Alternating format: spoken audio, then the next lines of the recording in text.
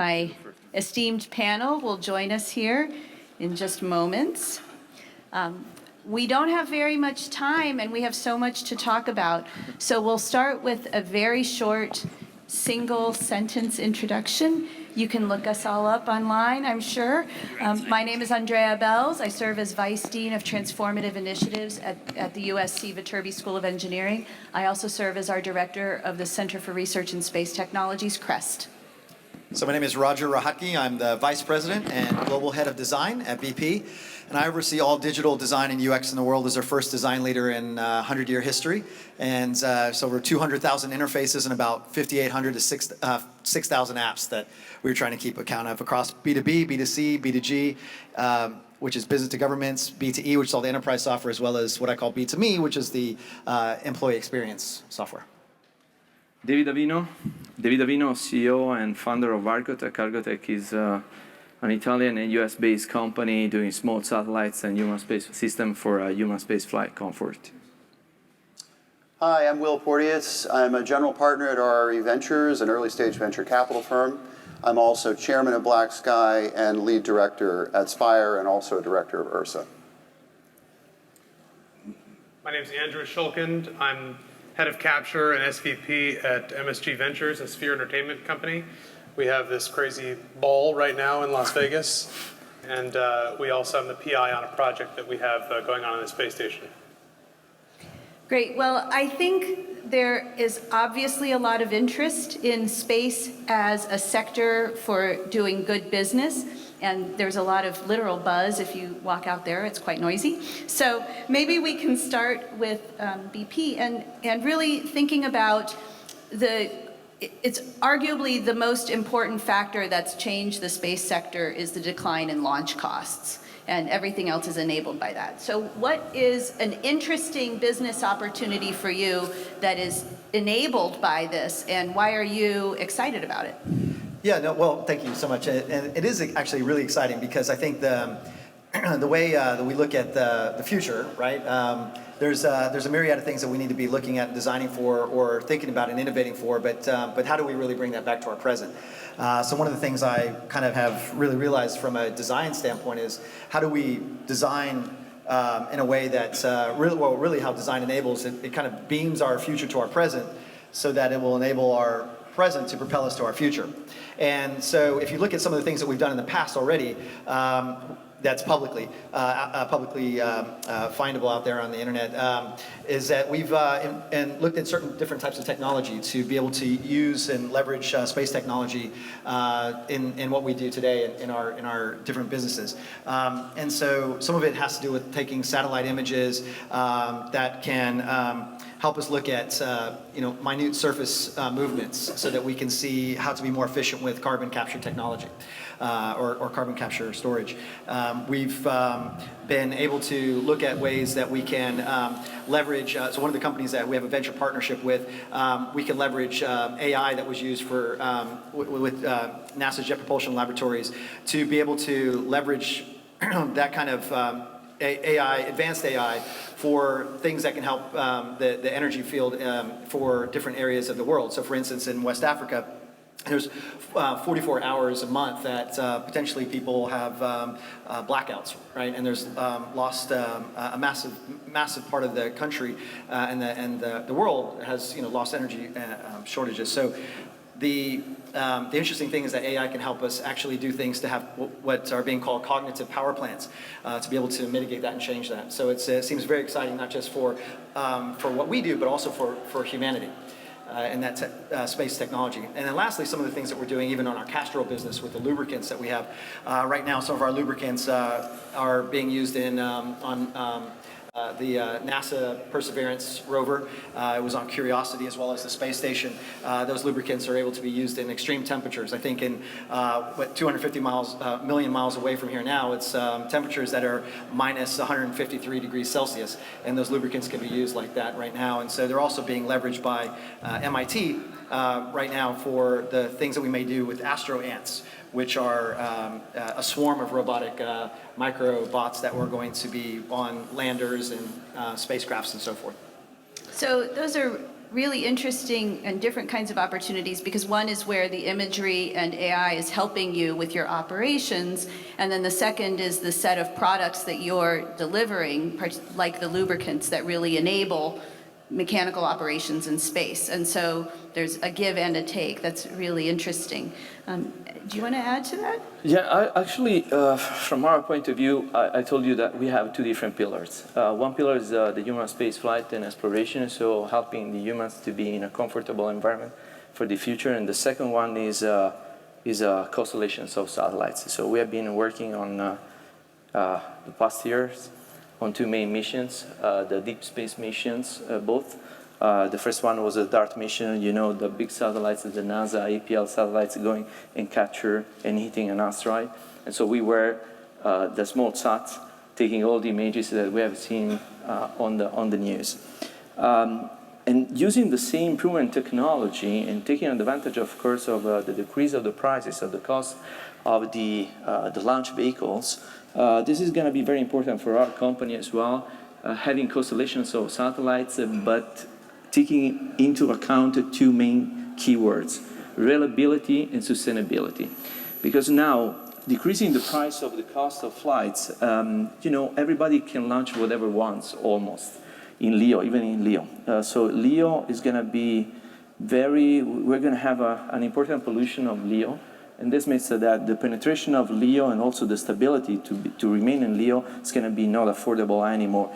So that's why when we started having a new bus, so a new bus satellites, we thought that it was very much important to have a really reliability and sustainability technology. Reliable means having almost the same technologies used on the big satellites. So we're not looking for having a small CubeSat or whatever with a cheap prices, but actually we want to have a reliable satellites and sustainable. Sustainable because in case they are reliable, they're going to stay in orbit, they're going to provide two main stuff.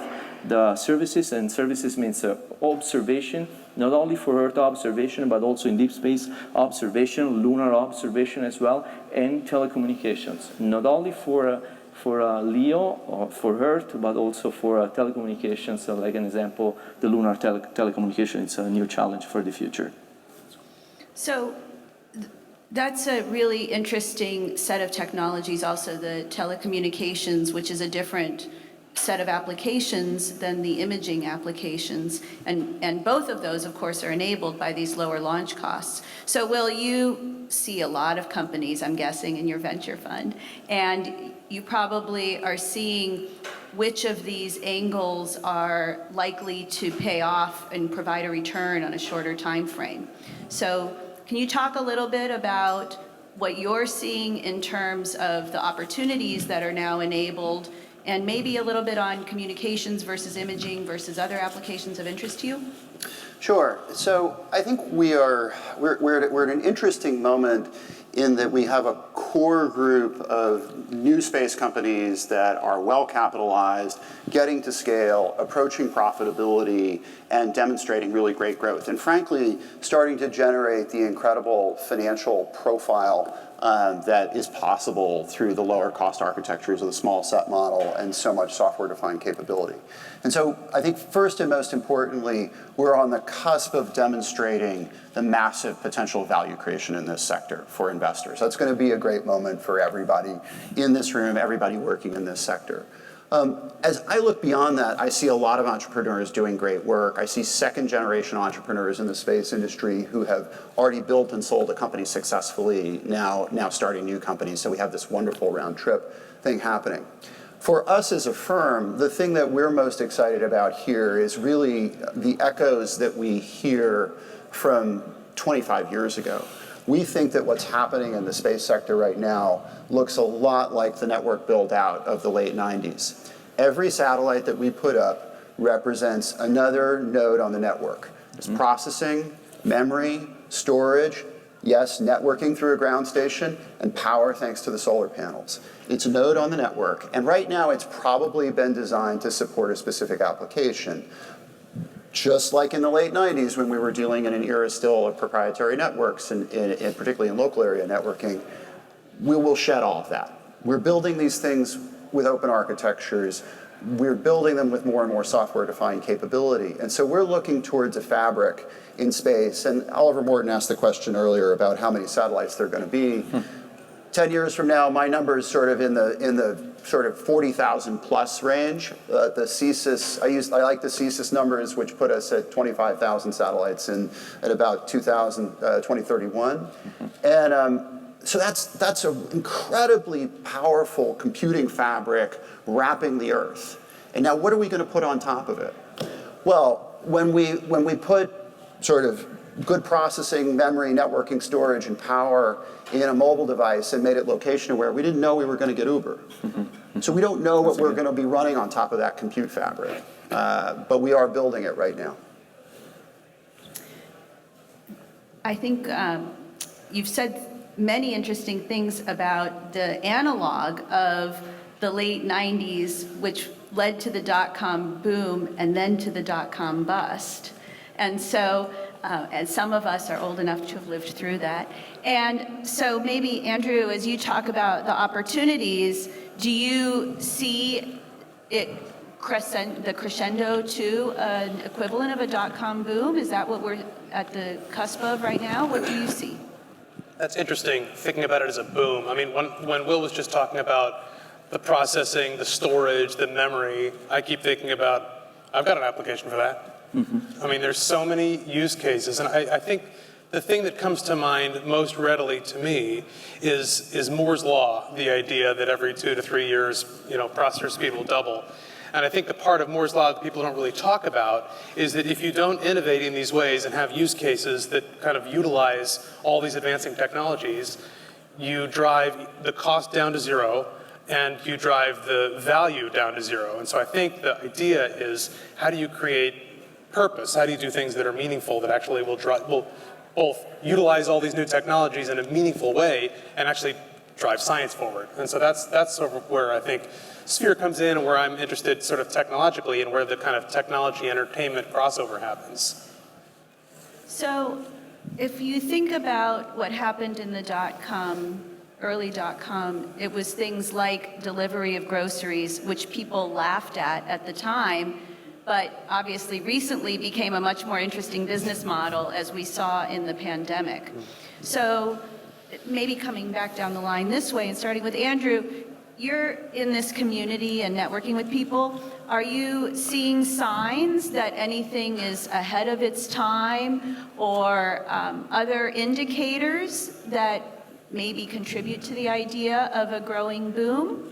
Or is every business right now still, as Will said, on the cusp of profitability, et cetera, and we're not really seeing the ones that are too early? What do you think, Andrew? I mean, it seems to me, and I'm not sure I'm the right person to answer this, I'm sure these three will have a much more thoughtful answer, but from my sort of layman's perspective on it, I think that the sector's really sort of broken open with how democratized it's just become over the last 5 years, as people have started to kind of recognize, and there's become value out of companies that really weren't, that you never heard of before. I mean, most of the names up here are quite new, and that's incredible when everybody really has something meaningful to add. And so I think that the idea of a boom or a bust, really, there's no way we could even be there yet. We're just at the very first rung of the ladder, especially in terms of how far we're intending to go. So it's been an exciting couple of years looking at the space sector over the last 2 or 3 years, and yet a lot has changed in the business environment as well. And so, Will, again, you probably see a lot of this at scale because of the nature of your business. What are the ramifications or the implications of, for instance, the change in interest rates over the last couple of years? How does that impact how you look at space startups, or how you reserve dry powder? How are you thinking about it? So let me address one thing that Andrew said earlier. I think we have to look at this through the lens of what the economist Joseph Schumpeter called the creative destruction cycle. That cycle plays out over and over in innovation-driven markets. And essentially it's the boom-bust phenomenon, as we call it. And we are somewhere between kind of boom sliding into bust to coming out of bust right now, depending on who you're talking to. I think that there's the question of kind of interest rates really gets at the cost of capital for companies. And I think we're coming out of a golden age where a lot of risk capital was poured into creating a lot of next generation capability in space. And as you look at the recently public space companies, and I'm on the board of 2 of them, and I have to generalize, obviously, I think there are standing questions about those who are not yet profitable. Do you have the capital that you need to be profitable? And if you don't, where are you going to get it from, and how much is it going to cost you? And the thing about the private markets in which we invest is that psychology trickles all the way down to Series A rounds of investment. There's some latency in the system. It takes a while. But the follow-on logic for us is if we put $5 million in to fund a new space capability that we think can turn into a great business, are there going to be other investors who believe what we believe down the road when the company has to raise more money? And that can really compress the innovation cycle, the company formation cycle. And as we're seeing with numbers that just came out yesterday, venture activity is just down 70% in the first half of the year. So. And this is a sector that really requires a lot of capital. This is not for the faint of heart. So, David, how does that impact how you think about your business? Would you be able to start today the way that you did when you started your company? And how does it affect how you think about growth? This is a really great question. We started 15 years ago. We are, let me say, Italian-based company, as I told you before, and we are also based here in the U.S., in the state of Maryland. We started in a strange way, let me say. We were profitable from the beginning because, and we are also already still profitable. We have 16 or 18% EBITDA. In which way? We started, we had a target, and the target was there. We wanted to produce small sats and subsystems for the space station. When we started, we didn't have it was 2008, the economic crisis. It was almost impossible going to the bank, even in Europe, even worse, and asking for money. The way I did was simple and complex. I started doing consulting as a consulting company for the European Space Agency, the Italian Space Agency, and other agencies. All the money we got, all the profit were reinvested in technology. So we did everything internally. So we're still profitable, we're doing technology, we're investing a lot of money in research and development, and we do have a credibility because we have proven technologies right now. Today, is it possible? Maybe it's still possible. However, now I can say a couple of years ago, accessing to the capital investors was much, much easier. Now the cost of money is too high, of course. But it's going to be easier for a company that has already proven technologies to access capital investors. By the way, we are looking for investors here in USA as well, and also for the expansions here in the USA. It's not easy like a few years ago because there are a lot of competitors, but at the same time, I can say the investors are more picky now. So they're going to look into the backlog, the pipelines, and the real numbers. So they want to see already the real numbers because otherwise they're not going to put each single dollar into it. So, first of all, congratulations on being a 15-year overnight success. So many successes, right, have long histories of so much work going in. And what you've said is also very interesting in terms of the fact that it does take a long time in order to build credibility and build a backlog that is sustainable. And so, Roger, with you, I'm actually going to go back to your compelling title, which is Global Head of Design. I just love that BP has that. And so maybe you can talk a little bit about how that interacts with the space sector and the interesting business opportunities that you talked about, because I think it's another reflection of the business environment. Interest rates have gone up. On the other hand, we have much more interdisciplinary and rich fields working together. So maybe you can talk about how you engage with the space activities? Yeah, no, I think that's a great question. Thank you for that.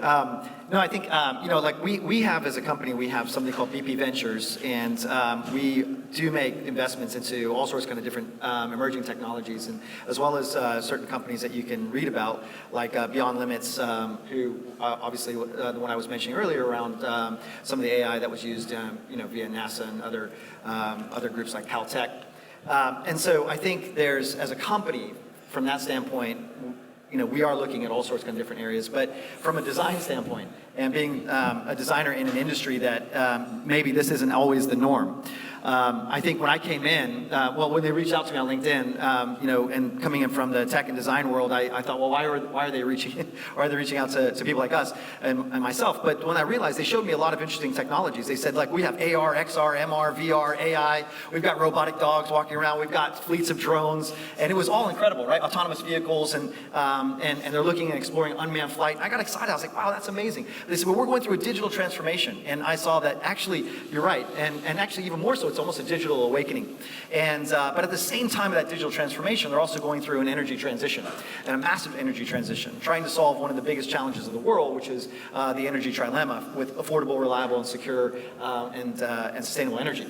But I think what they needed us to do is, the question I had was, great, you have all this technology and you have all of this investment, but where are you putting humans at the center of the equation? How are you putting humans, as the first part of what you think about when you design or create anything? They said, well, this is what we need help with. So that's where I began. And so then when we're looking at companies like this, like whether it's Beyond Limits or some of the companies that we've been talking to, or I've been talking to here, or some of the things that we do with like MIT and our Astro Ants project with them, with Castrol, there's a myriad of questions that are the same for space, just like for our industry. How do we continue to design in a way that puts humans at the center of the equation, so that we can keep people safe, and we can also design ahead of time before we get into issues where now we're having all this tech debt and all these challenges. So I think in many ways, if we actually take some learnings from NASA or even SpaceX, that interstellar UX,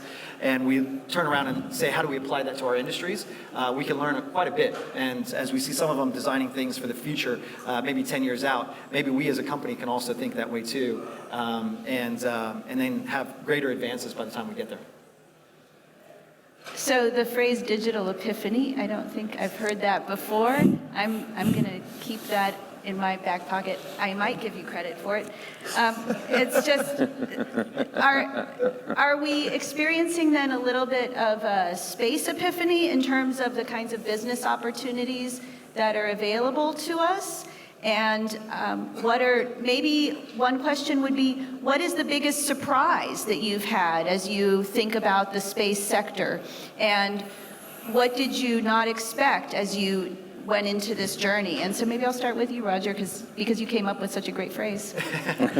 well, I guess that's my epiphany at this moment. No, I think that there's a lot of surprises as it relates to the forefront of things that we're looking at as it relates to AI and how that relates to space, technology as it relates to space that are emerging, from robotics to what's the future of digital twins and androids and things like that. That can go into all sorts of kind of sectors, like whether it's space mining or whether it's even just the future of living in or even tourism in space. I think the surprises that we're getting now are more learning and realizing what our risks are and how to mitigate those risks. I don't think we've actually begun to understand what surprises we'll face as we begin to actually move humanity into a place of having habitation in space. So that world of interstellar living, I don't think we've even begun to realize what kind of ramifications or surprises that we're going to begin to see. But I think if we can leverage the learnings that we have now, the research that we have now, and some of the technologies that we have now, including AI, we may be able to get a head start and having less surprises, perhaps, and more epiphanies. So it is such a rich interdisciplinary sector, right? Space in particular draws on so many different technical disciplines, and it's maybe a generalized version of what Will was saying earlier, that who knew that the early in 1995, who knew that we would displace the taxi industry with Uber, right? There are really things that we just can't predict. David, you've been at this for 15 years. What are the surprises that you've had, even in the last couple of years, as you've really built a thriving business that is in the space sector? You know, I can say the first surprise was already in 2010, 2011. I was expecting the space business being more booming, because when I started, I already thought that the commercialization of the space would have been just a few years ahead. Instead, now it's happening. But I never give up, I can say, because we keep on going and thinking that the percentage between commercial and government would have been changing dramatically, and now it's changing.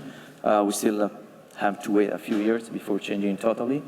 But on the other side, the surprise is that I can say we're going back to the moon to stay. And of course, we require a lot of new technologies and different technologies that maybe 10, 15 years ago we're not thinking about.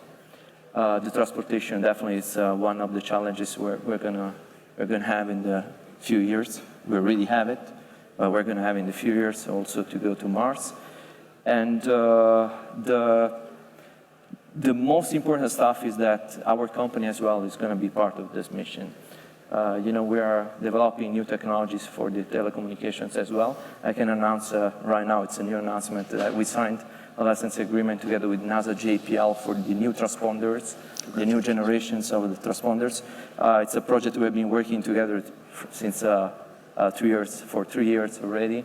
And finally, so we got the license agreement. We're going to develop and manufacture the new transponders, the next generation for deep space transponders here in the state of Maryland. So this is going to be very important. And the second, Will was already discussing about the processing of data. It's going to be very much important that we enhance the capability of our satellites and do all the processing, most of the processing on board, instead of downlinking terabytes every day from each single satellite. This is going to be another challenge for the future. Well, congratulations on your agreement. Thank you. I think Thank it's you very really much. wonderful. And in terms of the surprises, it's fascinating. So one of your surprises is that it took so long. So in some ways, you're saying... Actually, the 3 years was not for signing. Because it was for developing together in 4 hands from my team and the NASA JPL team. Right, but the entire space evolution has Okay, taken definitely, so long, definitely. right? Sorry, yeah. You know that You're right. You're it right. has taken some time. I'm So getting- the world has finally caught up to your vision. Yeah, that's right. I'm getting old. I wanna run now. Well, and in terms of the fact that we're back on the moon, I think one of the interesting things that we saw was the recent Indian lander on the moon, where they reported that it was $70 million to get there, which was an astonishingly low number relative to what our missions have cost. Well, what has surprised you? Well, I think relative to our expectations when we invested, the credibility of the commercial sector has accelerated much faster in terms of serving the needs of nation states. And tragically, this is largely a result of the war in Ukraine. Ukraine, sitting outside of NATO, really had no access to sophisticated Earth observation assets in the early days of the war. And that all of the US assets were essentially requisitioned by the command chain that starts with the executive branch on down. And so the commercial sector filled the gap. And in many cases, very small companies suddenly found themselves supporting the war effort very directly. And those that responded well earn the opportunity to deliver on a go-forward basis. And so I think a lot of the sector that has been prepared to serve the classic D&I use cases in places like the US and our immediate allies suddenly had an opportunity to prove itself in support of Ukraine. And I think that those companies have grown up fast and continue in many cases to serve that. And that story has now gotten out. And the follow-on effect of this is that capabilities that were really restricted to superpowers until a few years ago are now much more accessible than they ever have been before. The genie is out of the bottle on this. And you talk about India putting a lander on the moon think about kind of the cost structures of these new space companies, and they're well within the reach of many sovereign governments in the world now, and the commercial sector is there to provide them.